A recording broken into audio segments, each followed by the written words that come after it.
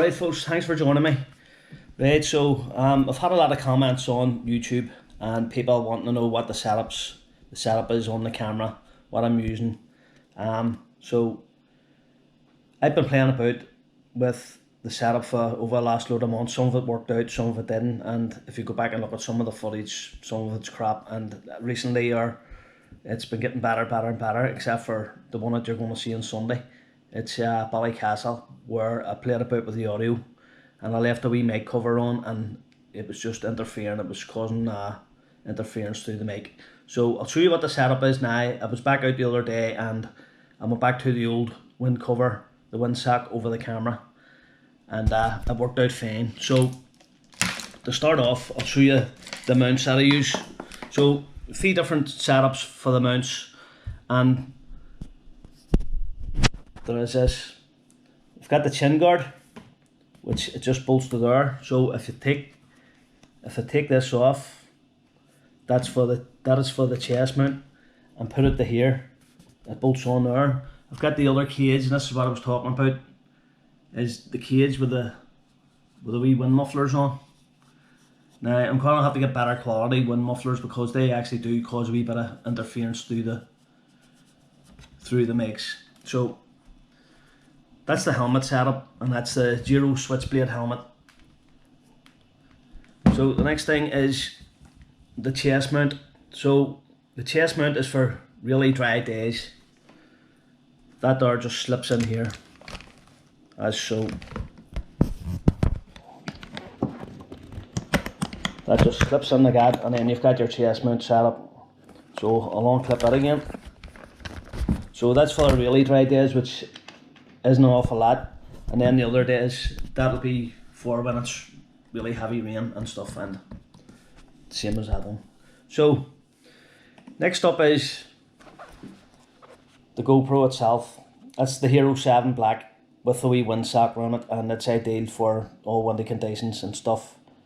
And I'll show you the setting on the actual camera for using this here. So I'll get the camera switched on and I'll show you what I'm talking about. So right, here we go. As you can see from there, hope it's picking it up okay. I'm on 2.7K, 24 frames per second. So if you go into this here, this is after you just turned your camera on. You go in here, you press on this. So this is giving you your GoPro settings. So click on there. You've got 4K, 2.7K, 1080p, or 720. I always opt for 2.7K. Then, so that's that setup. Then you go for your frames per second, and you can choose between any of those. I go 24. Now, if I'm running this camera along with this camera, I'll change that to 30 because this camera only runs at 30 frames per second if I'm going to do wee shots off the bike. So that's that done. And actually, at the top there, you'll see 16:9. On this top right hand corner, you'll see 16.9. That is going to give you the whole width of the frame. And if you go to 1440 on this here, that'll cut that down too. This camera doesn't have it. So POV is on, field of view is on super view. You can go wide or you can go linear. So I'm always on super view for that one. Low light is already on because stabilization is on auto. Pro tune on, auto shutter on. EV comp 0.5. You can go down to 0.0 really dull days, or plus 0.5. White balance is set at auto. ISO minimum is set at 100. The ISO maximum is set at 3200. Now this might vary from camera to camera. This is a Hero 7 Black. Sharpness is on medium. GoPro is always set on colour, and then you can change your colour in the editing app, but I always go for colour.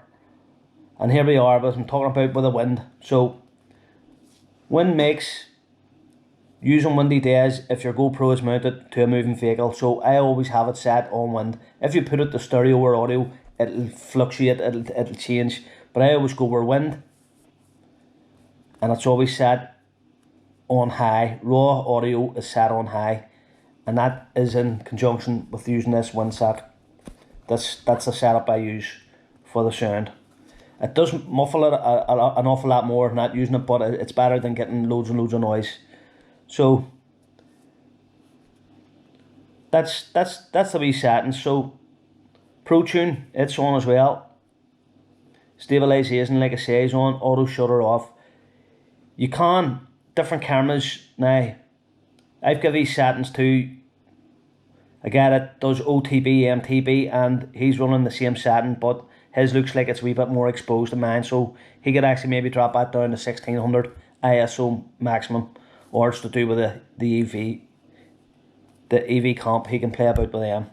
So folks, that's it. Basically, that's all it is on that there, and you can actually play around with this. So you can go in your channel, put your beeps on default mode.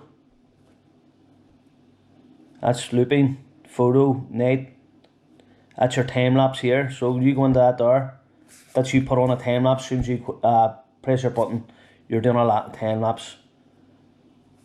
So back into that in case I forget and head back out and don't change it over. So that's it back on the video. So basically, folks, that's it. That's I see. That's how easy it is just to set your camera up. So actually, this wee button here, that's your quick capture. If you go in and press the wee rabbit, that means as soon as you press your button at the bottom, you've started recording. Obviously, that's voice command on. I don't use it. Voice command off. Camera beeps off. I always have them on so I know I've pressed it on most of the time. And that is it. You go into your wireless connections. So once you press connections, you can actually set this up to a GoPro app on your phone. So and what you do there is to get it connected up is you hit connect device, GoPro app, and then you turn your phone on, set your Bluetooth on, and you can link these two up and take all your footage from that, put it onto your phone, and then you can go from there. You can actually put it to your laptop and do an edit from there. But I never do that. I just go and plug it straight in through the laptop and then do my edit. So I'll go now to the laptop and I'll show you how I get my colour and stuff sorted out on the laptop and what I use, what software I use. So I'll just get that now. Right, okay folks, so this is the editing app. It's VideoPod Professional by NCH Software. So I've just dragged in a wee clip. So what I do is you go down to here where the file is brought in and you go to the wee square black. It says F for Foxtrot and X on that wee square black. You click on it and it brings up all these. Anything you want to do, you can turn it around, you can pan in, rotate, motion blur, all that good stuff which I don't use. So I like that off. So I set my saturation at 20. Don't know if you can see that there. I actually set that at 20 and that is a good colour for me. Now if I bring that away up, you can actually see what it's done, the colour. So if I bring it back down, stages, you can see it starting to back down. That's it back down to 20. So for me, that's the colour grade I like, and it's each their own what colour you want to do. So basically folks, that's all I do. If you want to put more exposure into it, you come back over to here, you click on this wee green arrow up to the top. It shows you exposure and it's set at 25 as well. So I don't use the exposure on it, but if I go full on exposure, it just blows it out. And if I go the opposite way, it just brings it right down. So I'll actually X that off and the camera has already done the exposure for me. So folks, basically that's it. You can do all your taxes in there. You can add all the exporting. Everything's done on this one wee app here, and it's the easiest one I found to use. I can't get the grips where any other ones. So basically, folks, that's it for this one, and I hope it gives you a bit of information on what you need to put good vlogs together. And if there's anything you need to ask me, just go ahead and leave us a wee comment, or you can get me on Instagram at RealBoysMTB2020. So that's going to be it for this one, folks. Thanks for joining me.